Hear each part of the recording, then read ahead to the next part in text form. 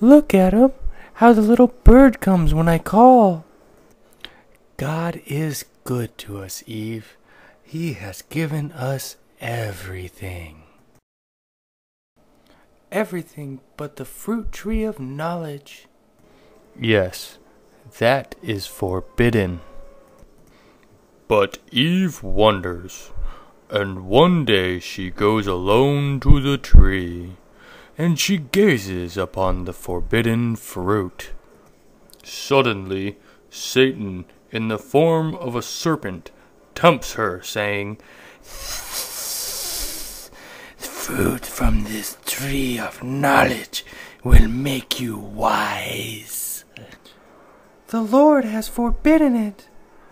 But if this fruit will make me wise, surely there is no harm in taking just one bite. It tastes delicious. Adam! Taste it. One bite will do no harm, see? I have eaten some. It is good. But Adam and Eve know they have disobeyed God. Then they hear his voice calling them. Oh, I'm afraid. Quick, let's hide. In the stillness of the garden, they hear God ask, Have you eaten the fruit that I told you not to eat? Eve gave me some fruit and I ate it. The serpent tempted me. Because you have disobeyed me, God said, you must leave this beautiful garden and work for a living. Look, a flaming sword guards the entrance. We can never go back. Where can we go? What can we do? Outside the Garden of Eden, the land is barren, hot, and dry. Weary, alone, and frightened, Adam and Eve search until they have found a place to make a home. Do you remember how beautiful Eden was? If only...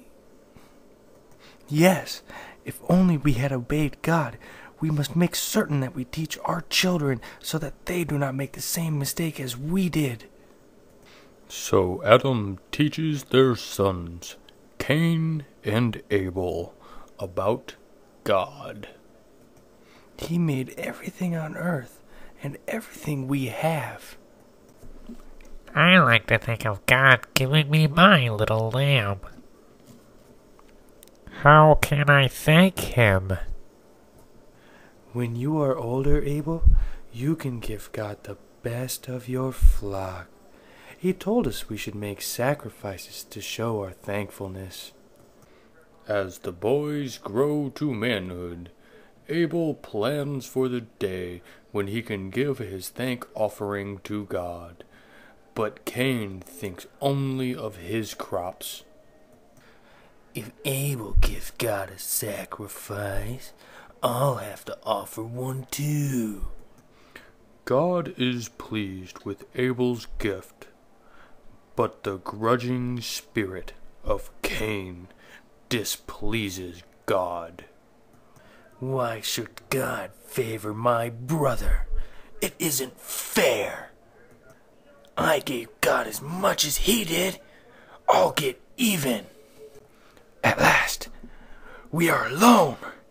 This is my chance. No one saw me kill him, but I am scared. In a lonely pasture, Cain killed his brother, Abel.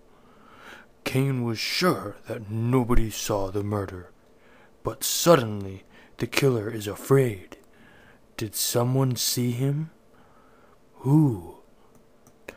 He looks around, and then he hears a voice of God asking, Where is Abel, your brother? I don't know. Am I my brother's keeper? God knows I have killed Abel. Terrified, Cain hears God's verdict. As punishment for murdering Abel, Cain must leave home and forever be a fugitive. Oh God, please, this punishment is more than I can take.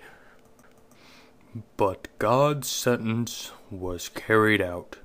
Cain fled to the land called Nod. There he married and built the first city, which he named for his son, Enoch. Adam and Eve are heartbroken by the loss of their 2 sons. Our house is so empty and still. Oh, Adam, will we always be alone like this? We brought this tragedy on ourselves, Eve, and so did Cain. But God has been good to us, so let's ask him to help us now. In time, a 3rd son is born to them. We'll call him Seth, and we'll teach him to obey God the way Abel did.